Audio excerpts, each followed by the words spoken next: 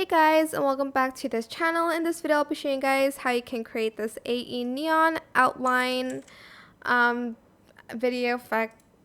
So copy and paste your videos, go to comic and add in this neon outline effect. Then you're going to go to lens as well, which is right here, and you're going to add in the edge glow on top as well.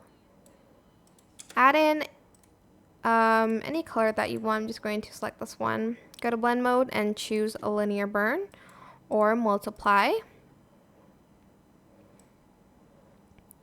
Then you're going to select everything, right click, create compound clip, go to blend mode and simply select screen or brighten. Totally up to you which one you want to choose. And that's it. I hope this tutorial was helpful for you guys. Don't forget to like, comment, share, and also subscribe to this channel if you haven't done that already. If you have any questions, just leave it in the comment section down below and I'll try my best to answer them all for you guys. And if you found this video helpful, please click the thanks button above the description box down below. Thank you so much for watching. Bye!